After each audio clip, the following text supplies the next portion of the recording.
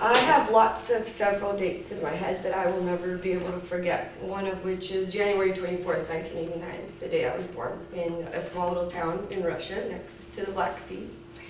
September 20th, 2016 is the day that my youngest son was born. November 14th, or 24th of 2014 is the day that my daughter was born.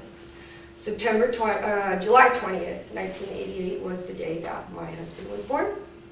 And then May 27th of 2017 is the day that he crashed on his motorcycle at 5:11 in the morning and died. I was sitting at home, and he typically liked to go out on any weekend, normal day, to hang out with his friends, and so it happened to be a Saturday night where he asked me if he can go out to be hanging out with one of his friends who was visiting from Denver, Colorado. So he went out.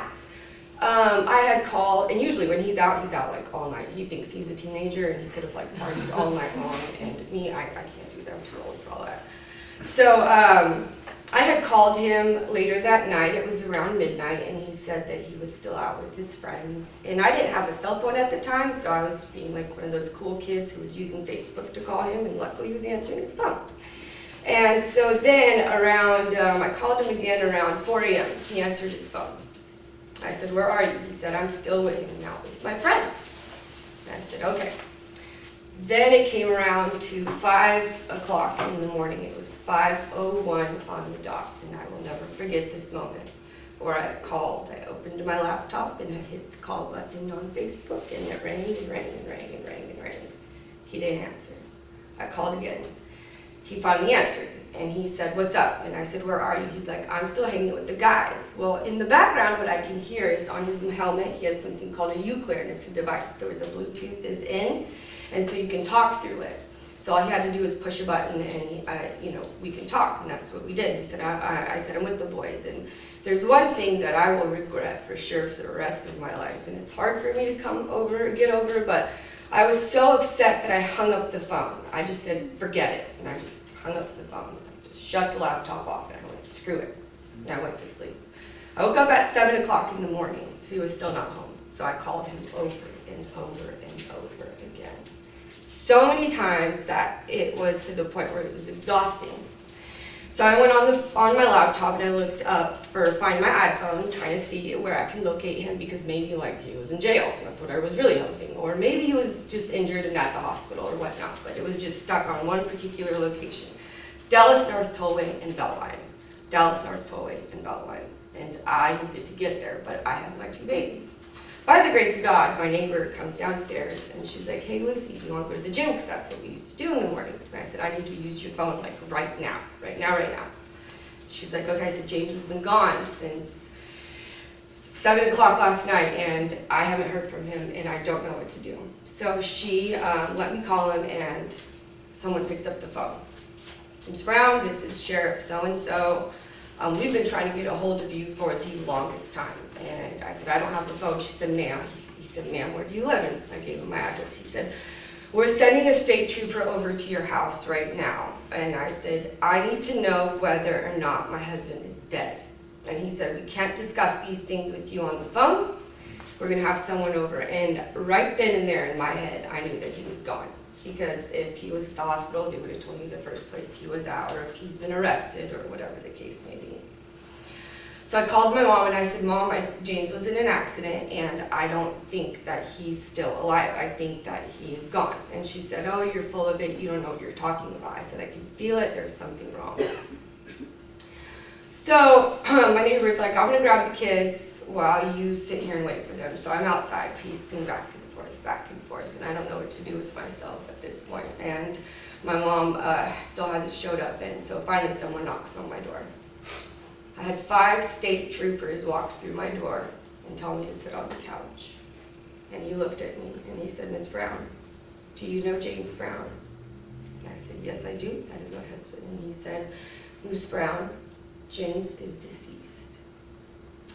And at that moment in time, I completely lost all the shit I had in me, as far as it went from peace, calm, anger. I started throwing books at the walls, punching holes, tearing down pictures.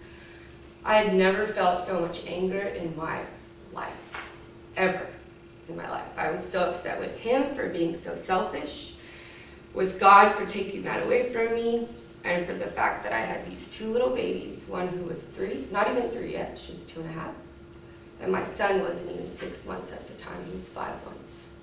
So here I am, at the age of 28, with 2 little kids, and I don't know what the hell I'm going to do. Because now I'm by myself. I had just moved to Texas probably like 3 years ago, so I don't know very, very many people, and so I came here with him, and here I am, like, feel stuck and completely stranded. So my parents ended up taking my kids for a couple months, and I attempted to gather myself up and live through this hurricane and tornado or storm or whatever that I'm going through. And I don't know what to do, because I feel in my head, I'm gonna fall apart. But I kind of didn't have a choice to fall apart because I had 2 babies. And so it comes down to this point in my life now where people tell me, oh my God, you're so strong, you've come so far. But the truth is, I don't have that choice to not do anything but be strong, but to survive, but to move forward. And so a lot of the times, people ask me how I do it. I can only say God and the fact that I kind of didn't have a choice. And so it's not necessarily that I am sad so much as that he is gone. I miss my best friend. I miss the partner that I had. And we got married. We would have been married for 5 years, and it was in September. But I mean, there was a lot that I learned in that experience with him and being married and all these things and having kids and now having children by myself with no one else to help me for the last 7 to 8 months, or not, it's going to be 9 months, the 27th. But if there's anything that I can get out of this experience is that, one, everything happens for a reason. So I couldn't continue to be angry with God. Everything happens for a reason. I am not God, and I cannot question him. The second thing is that you all have so much more strength and power than you can ever imagine, because I didn't know that I would be able to survive or get through that moment in life. But I did. And if I can get through a hell like that, then anybody can. So you guys have a lot more strength than you think you do. You just have to sometimes dig very deep to find it.